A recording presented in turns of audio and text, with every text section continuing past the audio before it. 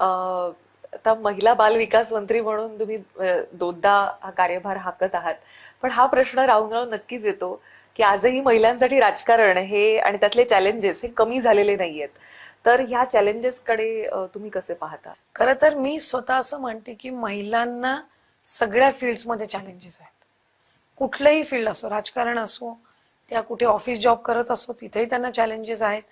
त्याचबरोबर कुठल्याही क्षेत्रामध्ये काम करत असो त्यांना चॅलेंजेस आहेत. जसं उदाहरणार्थ पत्रकारिता आपण धरलं तर फील्डवर काम करताना आपल्या फिजिकल केपेबिलिटीजवर डाऊट्स घेतले जातात.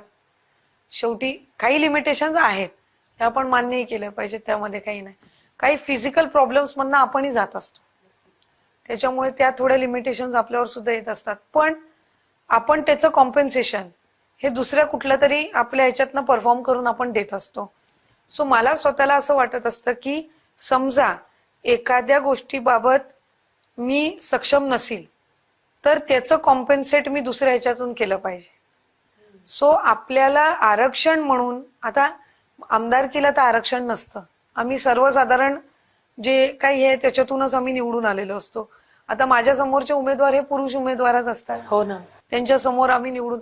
पण जेव्हा आपल्याला ही संधी मिळते त्या वेळेला आपण त्या संधीमध्ये काय करतो, आपण लोकांचा दृष्टिकोन आपल्याकडे बघण्याचा कसा बदलतो, ह्याकडे खूप गोष्टी अवलंबून आहेत.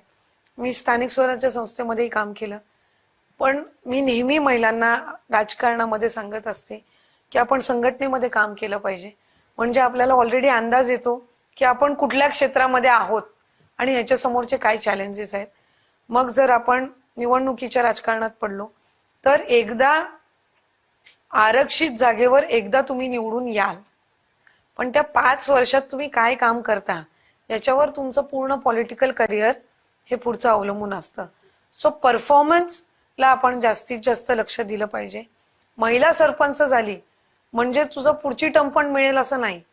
तू महिला सरपंच पद मिळालेलं असताना आरक्षित जागेवर तुम्ही काम कसं करता, काम इतक्या चांगल्या पद्धतीने आपण करावं की पुढच्या वेळेला महिला आरक्षण नाही पडलं तरी लोकांनी म्हटलं पाहिजे नाही ती सरपंच झाली. सो आपल्या समोरचे चॅलेंजेस असतात, पण त्याचे सोल्युशन्स पण आपल्याकडे असतात आणि ते सोल्युशन्स आपण शोधण्याचा प्रयत्न केला पाहिजे.